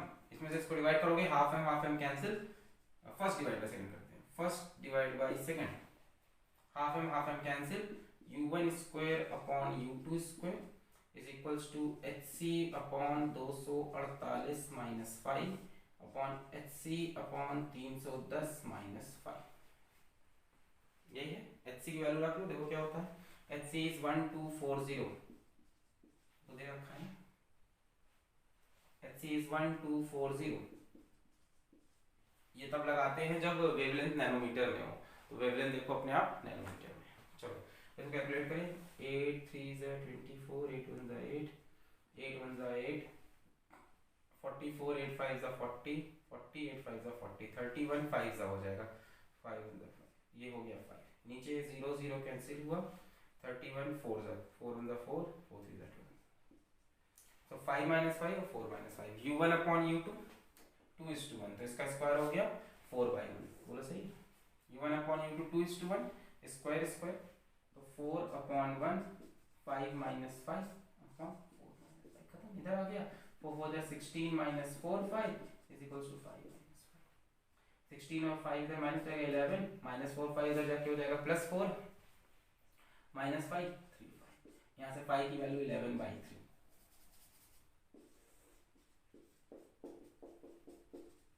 11/3 हो जाएगा, 3 3 9 20, 3 6 18, 3 6 18, 3.666 इलेक्ट्रॉन वोल्ट, 3.7। क्लियर है? दोनों पे मैंने कुछ नहीं किया, बस फोटो इलेक्ट्रिक इक्वेशन लगाई। तो जितने भी सवाल होते हैं फोटो इलेक्ट्रिक इफेक्ट के, फोटो इलेक्ट्रिक इक्वेशन से हमेशा हो जाते हैं। बाकी इसके सिवा आसान सवाल भी होंगे, वो लिए नहीं, जेई के लिए, बाकी आप अपने आप कर सकते हो। अब मैं आपको ये बताता हूँ कि कैसे वेव थ्योरी इसको एक्सप्लेन नहीं कर सकती। ये सवाल छाप लें, नहीं छापा है तो देख लिया,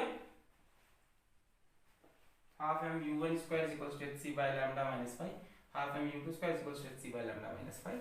इसमें से इसको डिवाइड किया, u1 बाय u2, hc की वैल्यू मैंने रखी 1240, ये काटा पीटा, final answer. u1 bye u2 दे रखा है 2:1, तो इसका स्क्वायर 4:1, बेटा रे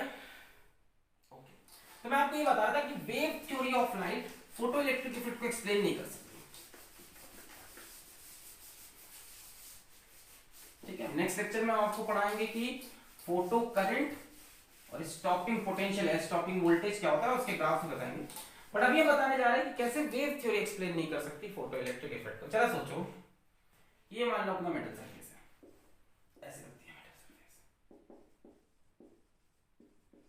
मान लो वेव थ्योरी से हम देखें तो वेव थ्योरी के हिसाब से यहाँ लाइट की वेव्स आएंगी, ये लाइट की वेव आ रही। अगर लाइट की वेव्स आए और लाइट की वेव वो स्मॉल फ्रीक्वेंसी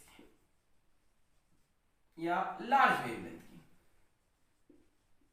उल्टा कर लिया ना, हाँ स्मॉल फ्रीक्वेंसी, एनर्जी ज्यादा नहीं है पर वेव है, वेव तो इक्वली डिस्ट्रीब्यूट होगी एनर्जी को, क्या करेगी, इक्वली डिस्ट्रीब्यूट एनर्जी। वेव ऐसे नहीं, वेव का काम ही क्या होता है, इक्वली हर तरफ डिस्ट्रीब्यूट करना। तो वेव पानी की वजह से, पानी कैसे आता है, वेव ऐसे आके पूरे मेटल सरफेस में डिस्ट्रीब्यूट हो गई एनर्जी, लो फ्रीक्वेंसी की, स्मॉल फ्रीक्वेंसी की या लार्ज वेवलेंथ की।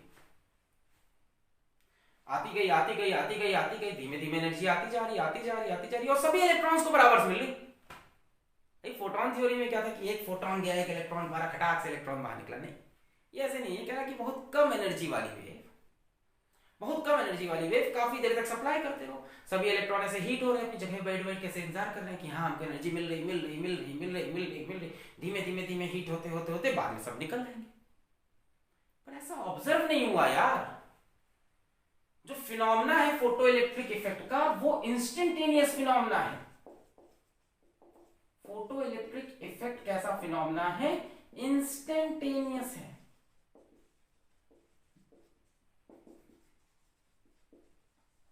और दूसरी बात, ये सेलेक्टिव फ्रीक्वेंसी के लिए हुआ।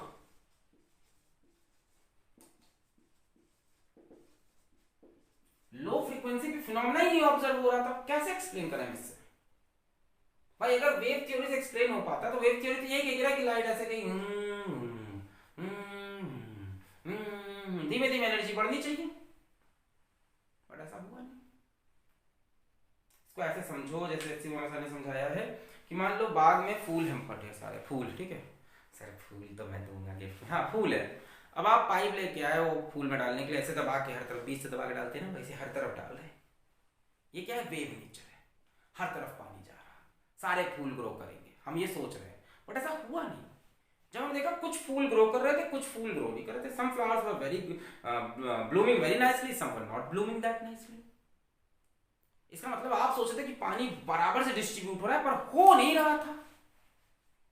असल में क्या हुआ कि पानी के गुब्बारे बन बन के जा रहे थे, किसी एक फ्लावर पे गिरते थे वो ब्लूम करता था। आपके दिमाग में चल रहा था कि पानी कैसे बौछार है जो सारे फ्लावर में बराबर पड़ेगी और धीमे धीमे धीमे सारे फ्लावर्स को बराबर का पानी मिल जाएगा और वो ग्रो कर देंगे।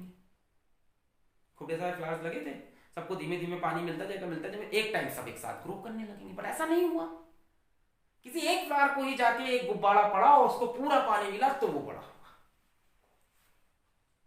Particle nature, not wave nature, कि धीमे धीमे सब एनर्जी एब्जॉर्ब करेंगे, धीमे धीमे, नहीं नहीं नहीं, किसी एक को कस के मार के ज्यादा एनर्जी देनी होगी तो काम बनेगा।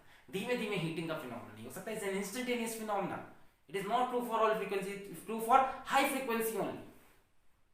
और तुरंत होता है, वेव की तरह नहीं कि सब जगह से। क्लियर है? चलिए अगले लेक्चर में आइए मेरे साथ और इसी लेक्चर को, इसी टॉपिक को आगे बढ़ाएंगे और पढ़ेंगे आपके साथ photo current and stopping voltage. तब तक पढ़ाई करते रहें। All the very best.